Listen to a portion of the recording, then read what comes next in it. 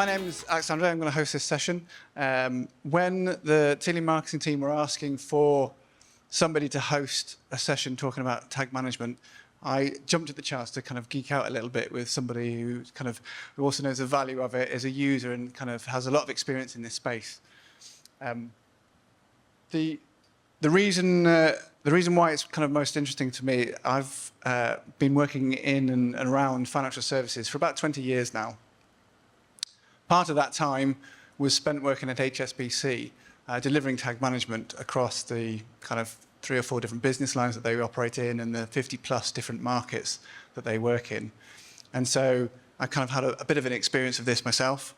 And some of the challenges that kind of we faced at HSBC were around the introduction of the concept of kind of new capabilities, which is always interesting. And some of the highlights we had around kind of tag management was the flexibility that it gave us, but in a controlled manner. So the ability to control what we could deliver, but the flexibility to allow us to do that in a managed way. So that's enough about me. So I wanted to kind of introduce Martin Winter from Tryg. I think we've had about 4 or 5 different pronunciations of that. So I'll grab my seat. And Martin, perhaps, as we said, you've already had you on stage once already, and we had that little video kind of showing the kind of the brand a little bit. But maybe if you could perhaps just give a bit of an introduction about yourself and maybe a little bit more about the company you work for. Right. So Tryg is the biggest insurance company in Scandinavia, serving about 2 million customers. We are present in Norway and Denmark, and recently acquired a business in Sweden as well. The word Tryg is one of those Scandinavian words that doesn't translate that well in English, but it means it's an adjective that means having state of mind, right? So, and I always thought that is a great value proposition for an insurance company, because we see ourselves as providers of peace of mind, right? So having that in your brand, the word Tryg is really a fitting name for an insurance company, I think. Yeah, and I work as head of MarTech. We are a small department that provide MarTech capabilities to mostly online departments, but also marketing teams and essentially anyone that runs a website throughout the business. Do you want to maybe just tell us a little bit then around kind of how you work as effectively a central function and kind of providing your services to other teams within the business? Yeah, so we work basically as a consultancy team.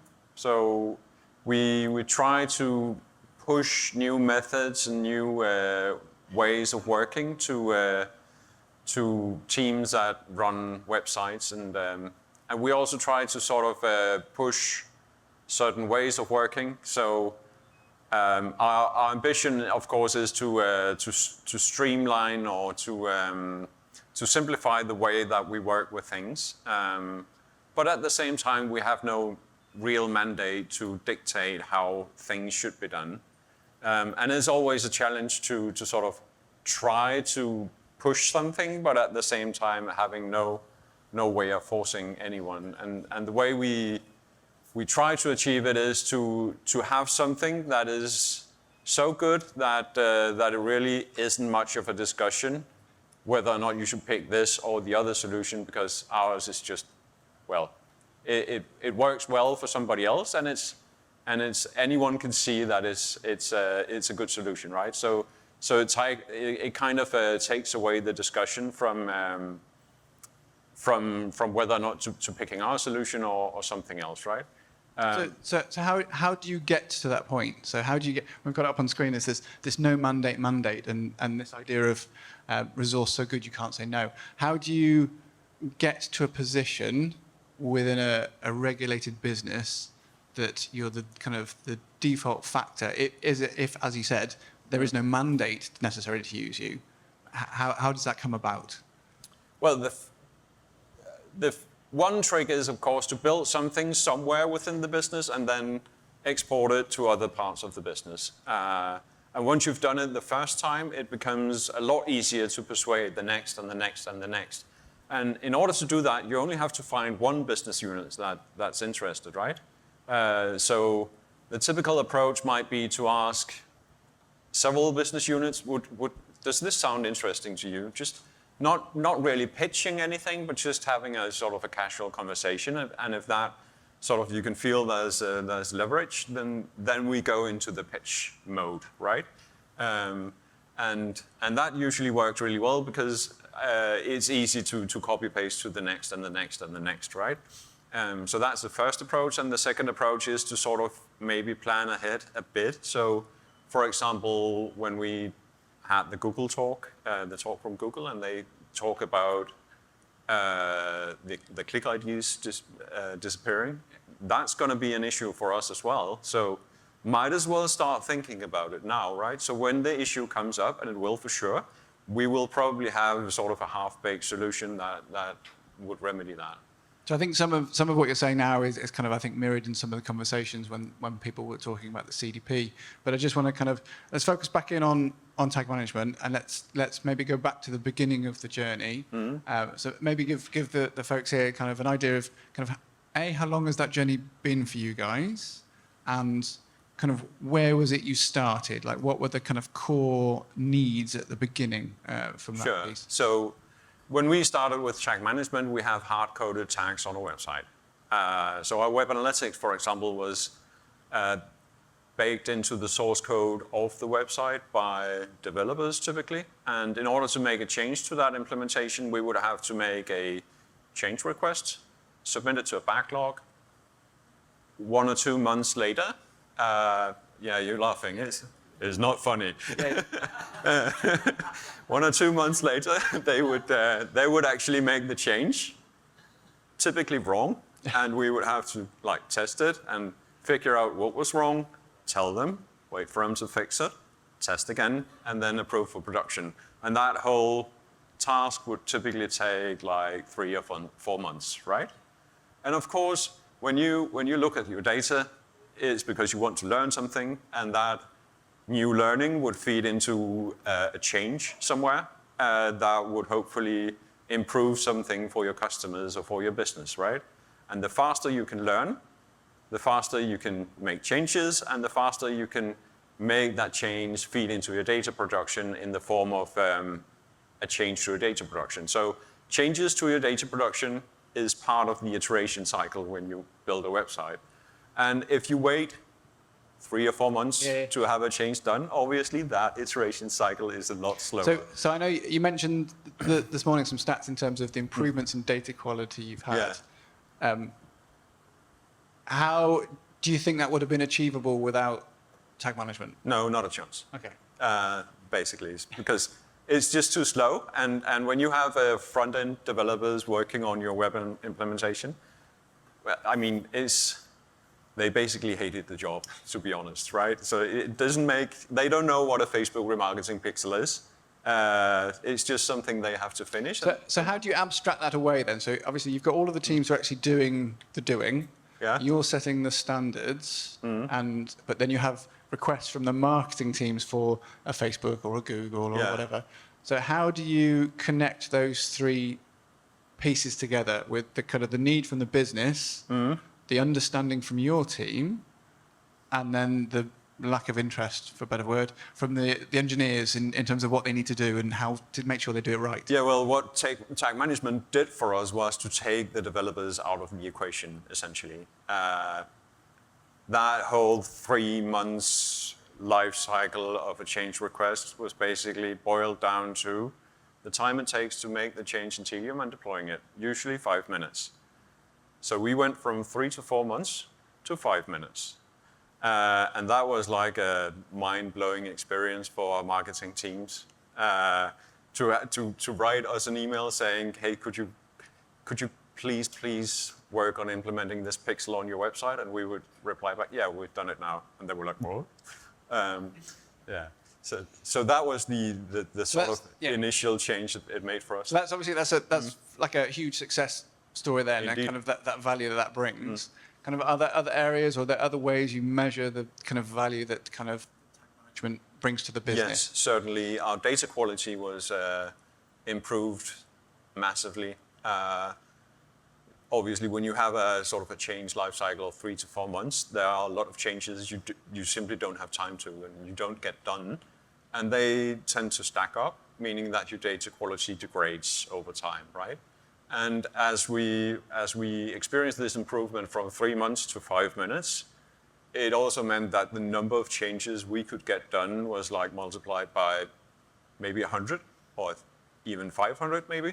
So we went from having like 10 or 20 changes made in a year to now deploying 200 or 300 changes. And each of those has a value and an improvement to something somewhere.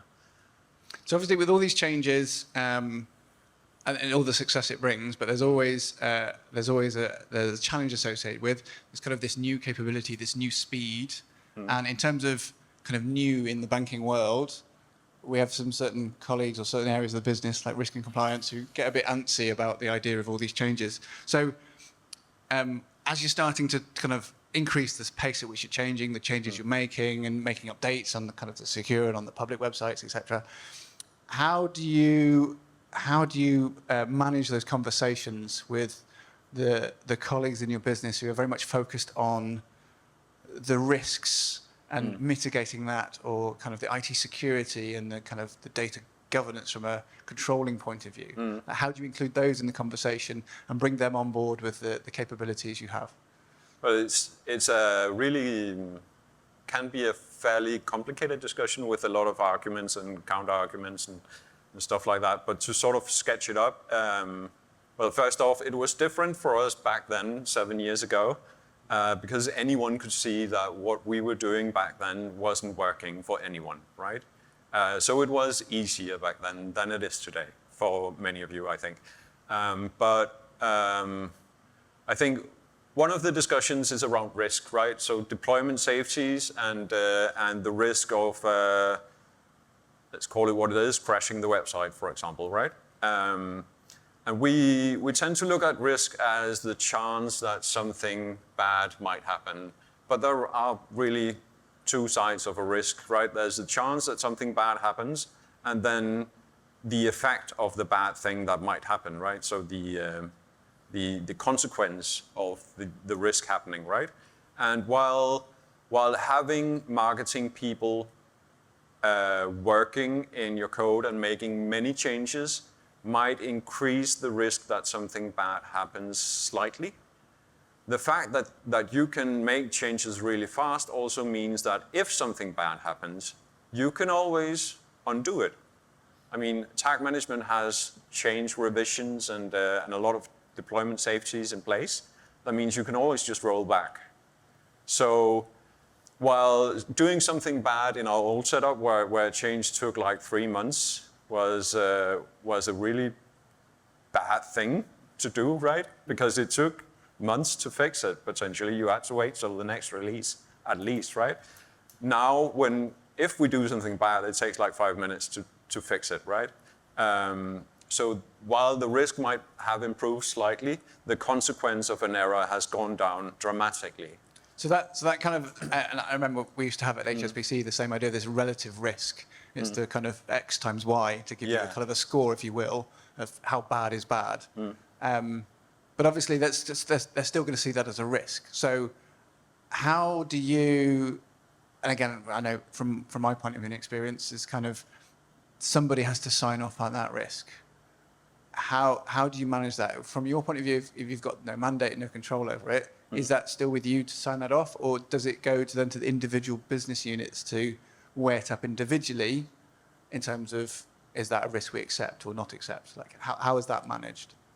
It's usually just us that make the change, that deploy the change, that handle the risk as well. Sometimes we outsource the testing to, if it's a slightly bigger task, we outsource it. Or we have the requestee test the change to see if it reduces what they like it to. But it is a no discussion, I think, in Tryg. mostly. Well, so it kind of leads me, as you're saying, kind of outsourcing that. I imagine if you're doing all these hundreds of changes, what does that mean from your team point of view? How big are we talking here? Like, how much resources do you need to be able to service all of your internal stakeholders? So to cover Scandinavia, mostly Norway and Denmark, and to some extent Sweden that has onboarded quite recently, we are 3 people that do that. And I think the reason we can do that with a relatively limited amount of resources is that it's a lot of copy-pasting. So the things we have done in one place are easily transferred to another and to another, which means that it's manageable. And then, so what would you say then from your team's point of view, kind of what are you looking for in that team? If you've only got 3 people, there must be a master of all in order to achieve that. What sort of skills and capabilities do you feel you need in that kind of, effectively, as we were talking point of view this morning, the idea of this centre of excellence. It's like you have a centre of excellence for your tag management. Like what are the skills you need there? Well, having worked with web analytics and tag management before, obviously, is really important. But the most important thing, I think, is the ability and willingness to learn stuff that is quite difficult, and the ability to work with problem solving in a fairly advanced data setup. Those are the key skills, but also the ability to talk with people. I mean, some of those skills often come in persons that are not very talkative and not necessarily very good at connecting with strangers, essentially. It is what you're going to do when you have a business of our size, right? So along with those skills, the technical skills, you also have to have some degree of people skills and the ability to connect and network throughout the business. Because if you can't do that, you can't really get the job done and have the ability to explain why you did it in one way instead of another. And that is, I mean, doing a great job is important, but explaining why it's a great job is equally important, because if it's not perceived as a great job, then really it isn't, in a sense, right? So I guess in kind of being able to talk that conversation. So as we know and love in financial services, everyone loves a good document.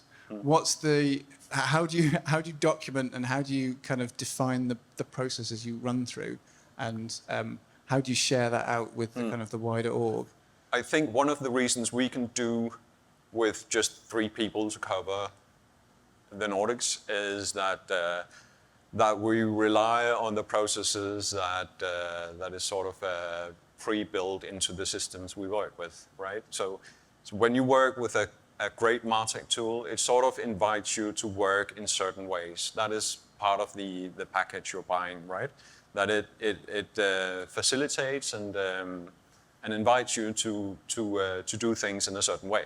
And if you can grasp what that certain way is, it might not be articulated explicitly in the tool, but it's sort of the way the buttons sit and the way it works sort of invites you to do things in a certain way. And if you manage to do that, things become really easy. If you try to twist it or force it to work in different ways, then things become really hard, right? And the second thing it does for us is that it documents in it by itself what is happening, right? So if you log in and look at it, you can see what it does, right? You don't have to read code. You don't have to do anything. You just have to look at the user interface, and then you will know what is happening, right? So it's self-documenting. We don't have to have a separate system elsewhere that tells us what is going on. So we don't document much, actually. Yeah. So then, so as you said, you've been kind of using it for 7 years now, and I think one thing that people are always interested in is around maybe in that time, as you said, you've learned to work within the the capabilities of the tool rather than trying to bend it to your ways necessarily. Are there any kind of pitfalls or challenges that you faced along your journey that maybe in hindsight you would have done differently or kind of approached it in another way? I think when we initially started working with tag management and the CDP, we had the ambition that I would sort of champion some of the use cases, and then I would export it to the business units and have them extend them and further the usage of the CDP. And I think what I came to learn was that really doesn't work that well, because when you have a web team of maybe 8 to 10, maybe 15 people, if they're really big in Tryg, they don't have enough tag management work to do to hone those skills.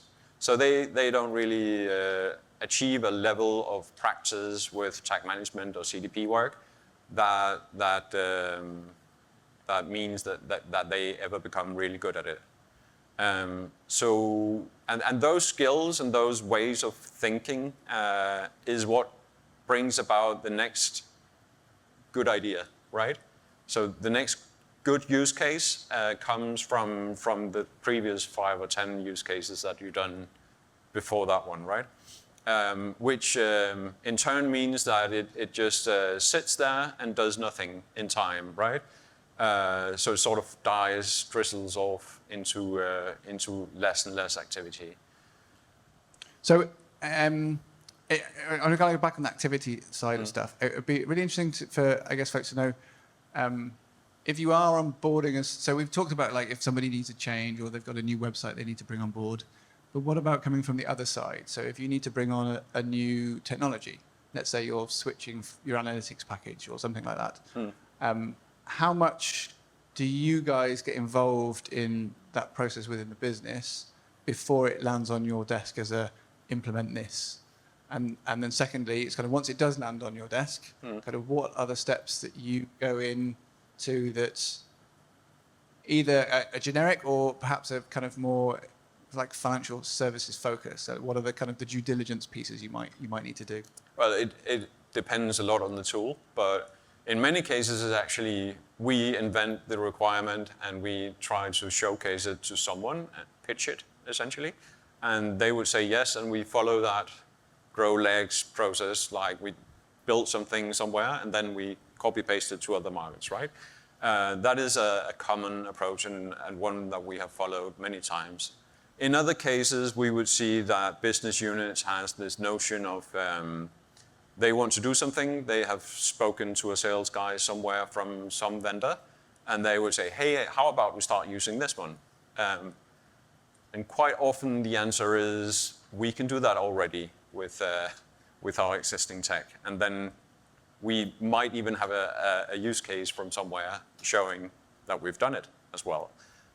So that's another typical path. And then the third is, no, we actually don't have something that can do that, but let's try and find something together. And a common way of doing that is to look in the Tealium marketplace, because of the existing integrations that are there in Tealium, because it's actually one, if a vendor has made it there, they are typically serious about their business and quite good at it and have been around for quite some time, right, mature. And secondly, a requirement for us would be something that works with Tealium, right? Because that is an important factor to our success with the tool, that we can integrate well. And so, I mean, not everything comes from the marketplace, so some things you maybe have to tweak. Yeah. If it's in the marketplace, I'm assuming you try to use that, but maybe it doesn't work or doesn't meet your needs. So again, coming back to the kind of bending it slightly to your will, how often do you feel like you guys go outside of the sort of the cookie cut, the marketplace delivery, and start kind of rolling your own kind of elements within IQ, for example? Quite often. Okay. Yeah, we do that a lot. And does that kind of increase challenges, or kind of How does that compare? Yes, of course it does, but it also increases the payoff, right? So, and often we do it with you, right? So one example is our chat solution. So when we looked in the marketplace, there wasn't a great fit for proactive chat on our website. And we had one already in some markets. So we approached you and said, could we make a new template for this chat tool that we have? And you did a great job doing that and made I think the most advanced template that we have on our website today is actually that chat. And it works really well. It facilitates authenticated chat as well. So you can log into our website, and that login is propagated to the chat, which means that you can start. It says secure chat in the top, and you can start giving your PII data safely. So that's a really good question. So on the PII and the secure, once you start going behind the logins within kind of FS or kind of regulated industries, obviously that's kind of that risk consideration takes a significant step up. Has that provided any additional blocks or any additional kind of steps you need to go through when thinking about delivering and managing and testing within those secure environments versus the brochureware and the public websites?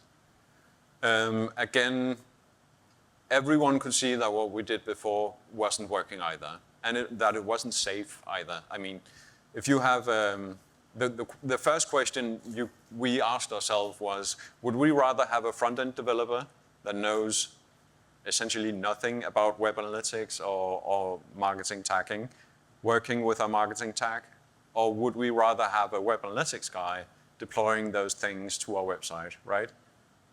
It might be that he's not a great front-end developer, but he works through templates most of the time, right? When he deploys those things to the website. And secondly, he knows what he's doing. And thirdly, he actually cares about it, right? Those are like three factors that really make up a more safe setup, I think. And then a second point is that in it by itself, Tealium does nothing. I mean, Tealium IQ is just an empty container that you put on your website.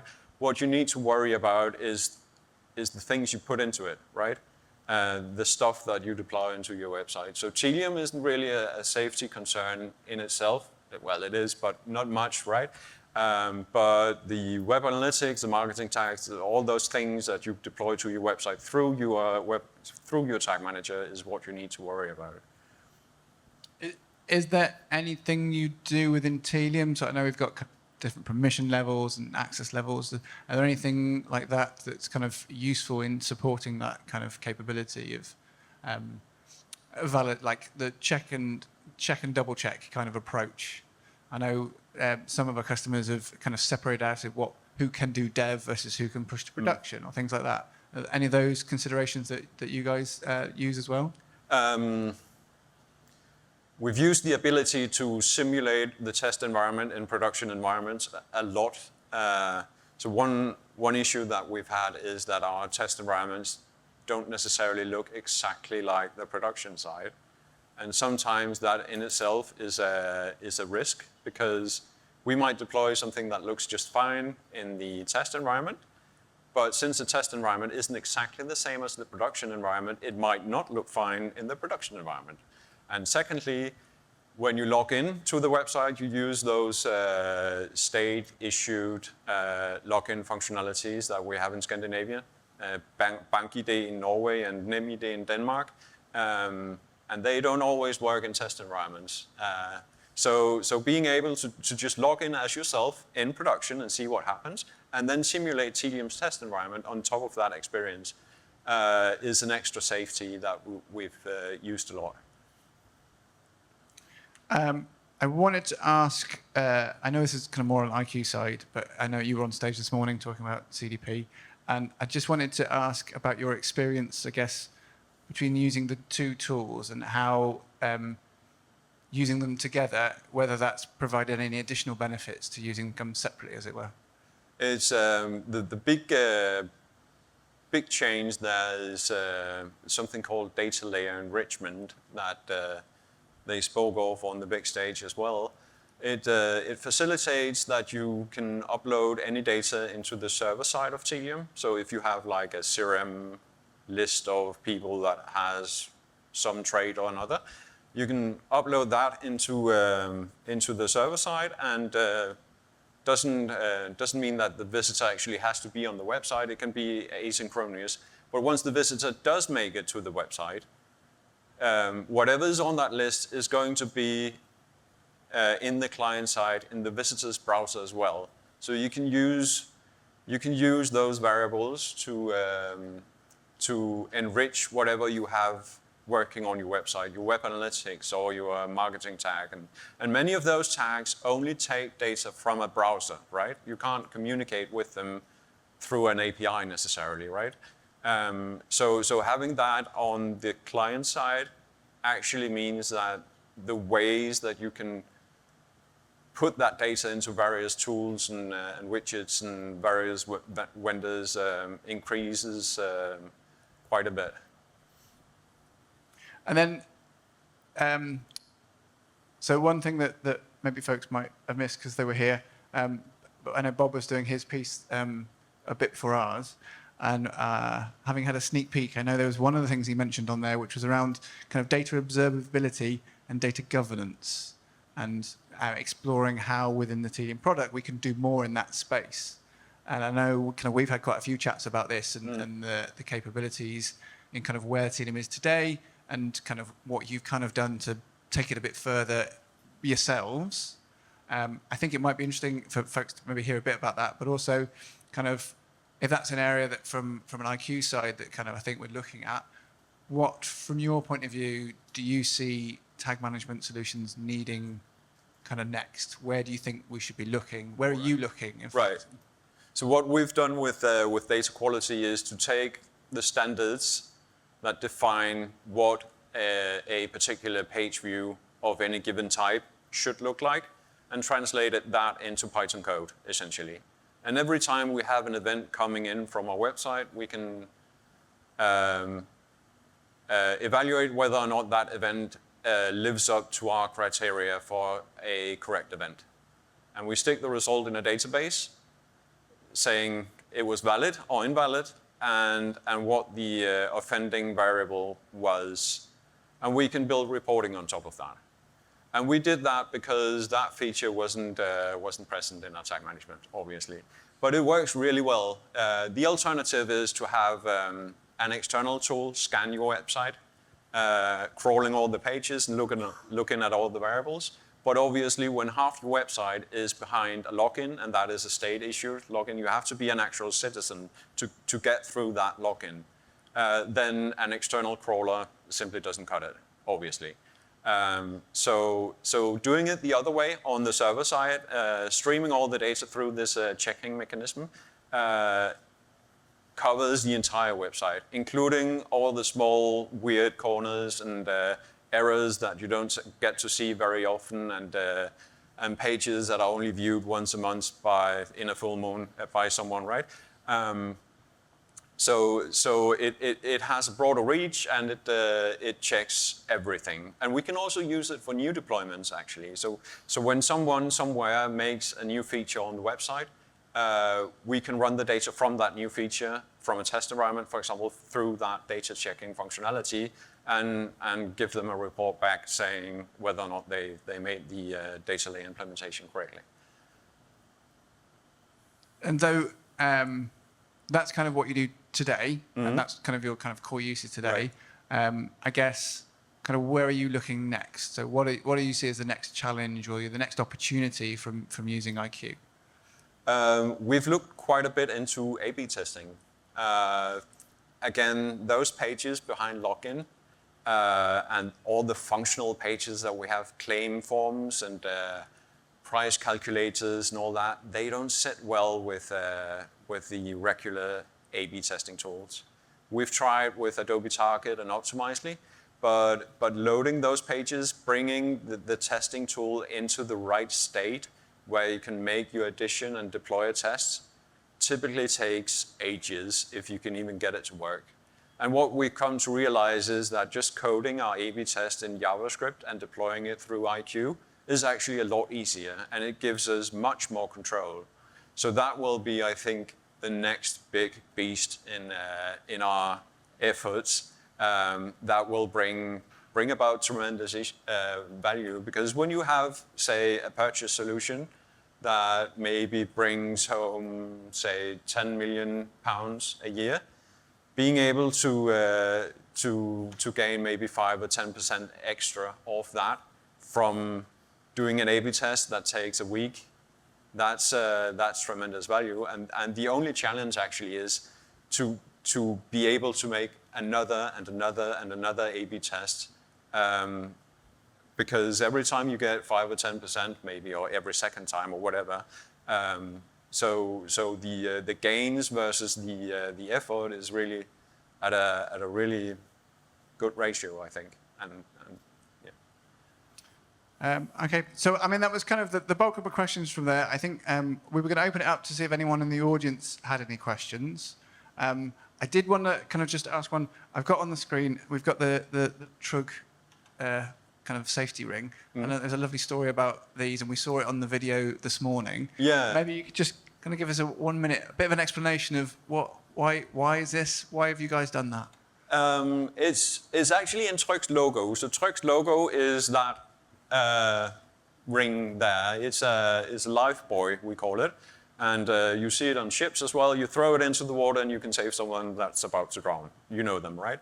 But Tryg has actually put up about 50,000, I think, across Scandinavia of those life buoys in harbors and beaches and everywhere. So if you go to Scandinavia, more or less anywhere, you will see them for sure. You might not have noticed, but you will now for sure, right?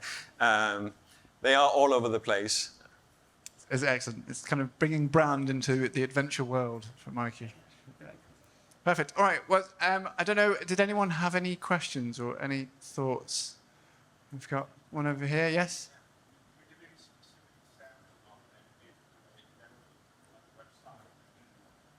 You have to speak. We've got these fans going here, and we can't hear. We can't hear a thing from the stage. Whether we get the mic. Here we go. Hi. Can you give a specific example of an event that you evaluate as having some sort of error?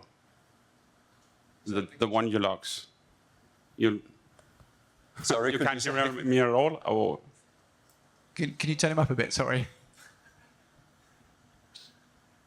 Third time lucky.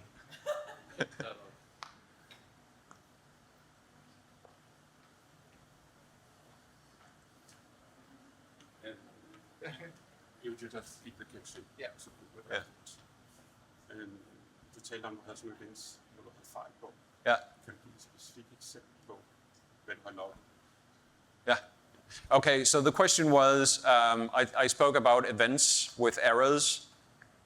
If I could give examples to what might be an issue.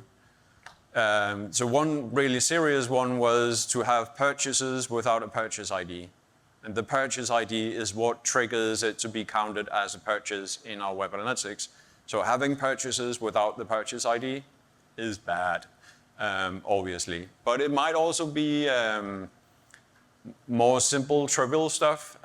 We require content pages to have a variable saying who is the intended audience for this page. Like, is it private customers or commercial customers or partner customers and so on?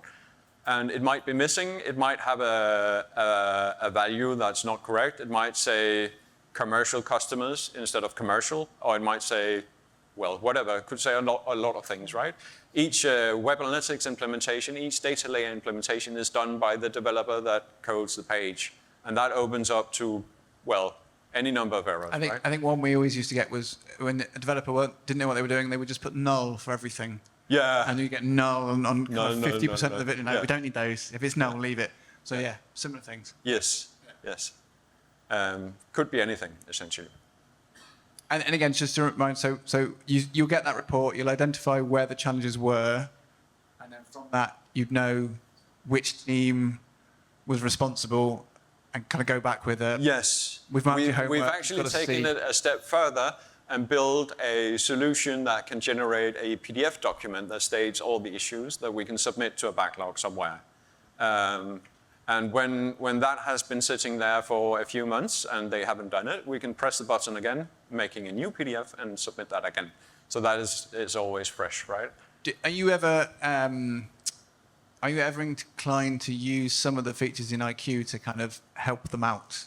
And maybe, for things like kind of the missing data, I know in IQ you can solve that, but it's more of a short-term solution rather than forcing them to. It's actually a well-kept secret that is even possible because they would of course ask for it, and we would be more under a pressure to do it, and it sort of builds up. You get those fixes for errors, and then you have some new errors. You build some new fixes for those, and then the error goes away. Does your fix still work, or does it actually become a problem?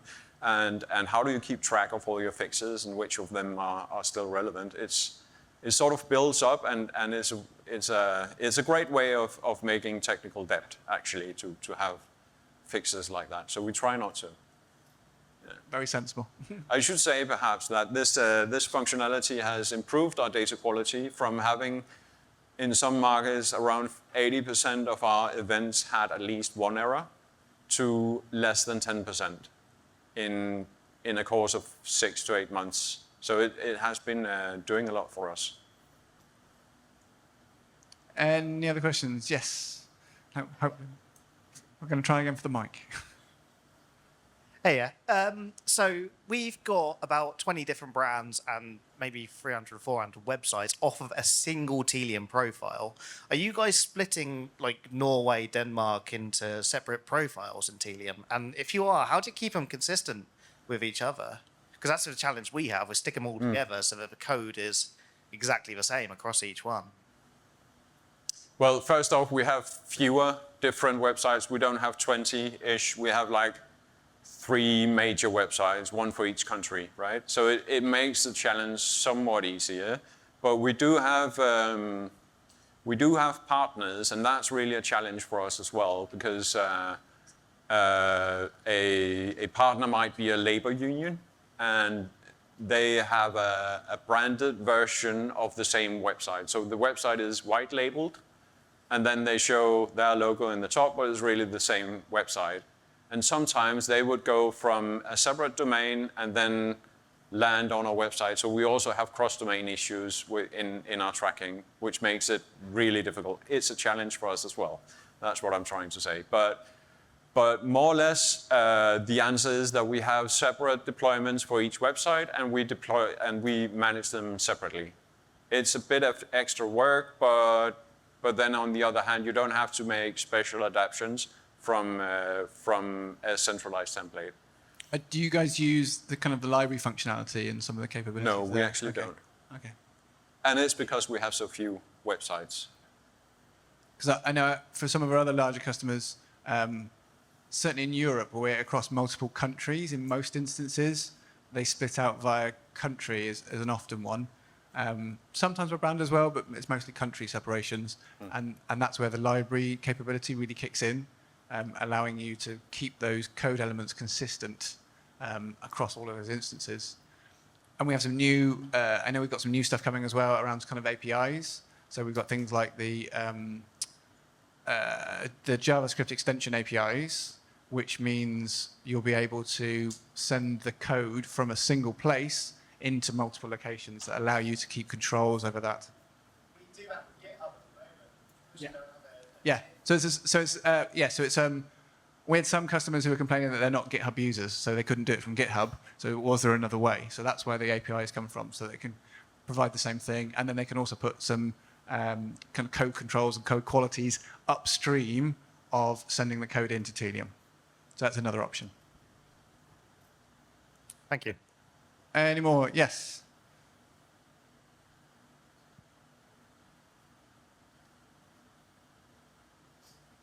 Hi. So I have a generic question. So just wanted to know, like, how do you convince your IT folks when they start questioning about tag manager solution? because according to them, like if you deploy any tag manager, so any third-party agency can deploy any third-party tags on your website. So, and they ask questions like that will impact your page performance or page load. So how do you convince or them to use tag manager in an efficient way? Yeah. So if the question was if we have So if once you've got tag management in place and Yeah. it allows others to put other things in, which obviously can slow down the page, how do you convince people to get on board the tag management as a vehicle for managing and supporting all these right, solutions? the key argument is that if they don't have a tag manager on their website that allows us to deploy our web analytics tagging to their page, then they would have to do it themselves, right? It's really a convincing argument, and then the next thing you can do is to walk them through what the steps would be to make that implementation themselves. I think one of your points from earlier around kind of IQ by itself doesn't do anything. Yeah. So as you say, it slows down the page. If you just put tag management on, tag management by itself doesn't slow anything down. It's all of the third-party tools. And I know we've got examples and use cases where, again, to your point, is putting solutions in, if a solution is slow or breaking a page, you go to tag management, you can turn it off. If it's a 3-month development cycle, no one wants their website degraded capability for 3 months. So I think there's benefits definitely in Indeed. having the speed that it offers you, more so than any perceived risk that people have got kind of quicker access to it, I think. Absolutely. Yeah. Yeah. All right, I think we're almost up at time here, so maybe we'll call it a day. Martin, thank you very much, twice over, for helping us out today, and thank everyone else for joining us today. And obviously, if there's any questions or anything afterwards, we'll be here and kind of happy to talk to any of you afterwards. Absolutely. Thank you very much.